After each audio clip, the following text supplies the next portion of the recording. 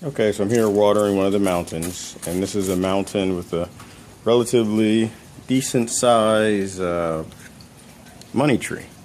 And so quite often for the larger plants you want to do a deep watering. And so most days I come over and probably every other day I give a little bit of a watering.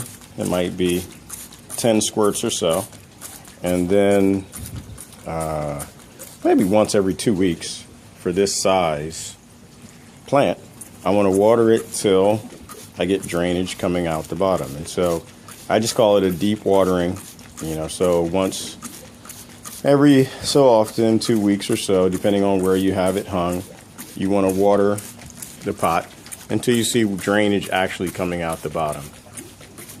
And so the benefit that provides is that it means that you really did a complete watering and the entire pot's soaked.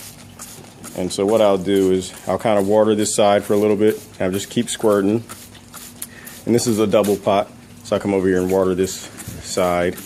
And the reason why I do that is because I don't want to destroy the landscape.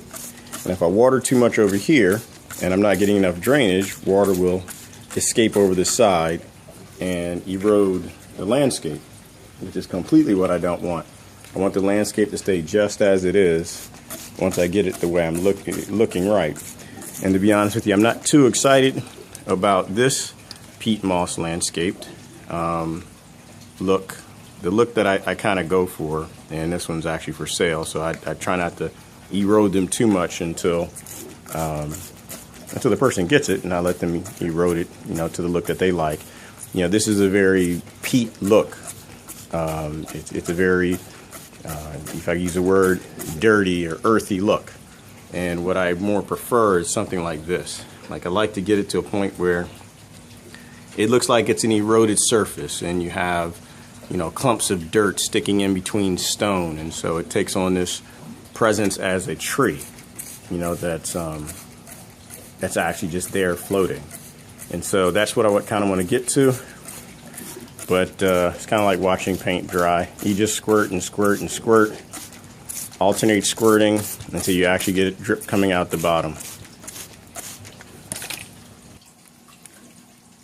Okay, so there, we finally got it.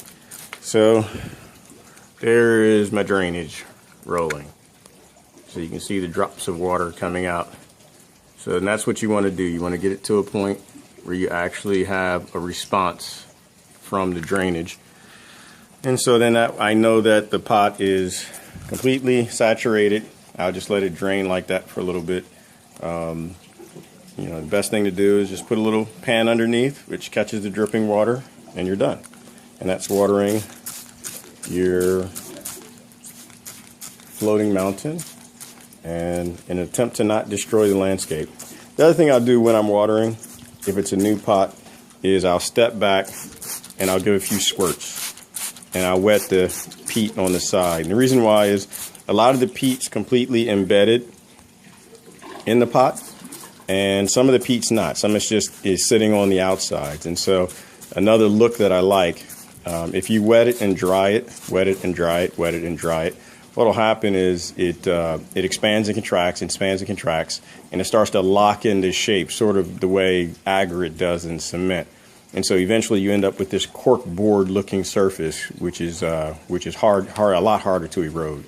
And so that's how you water and without messing up your landscape. And so I just water down in where the pots are. I have these rocks over here in the middle. Like sometimes I'll hit them real close, and that kind of pushes the rocks down deeper in between the peat, and it helps them to lock into place.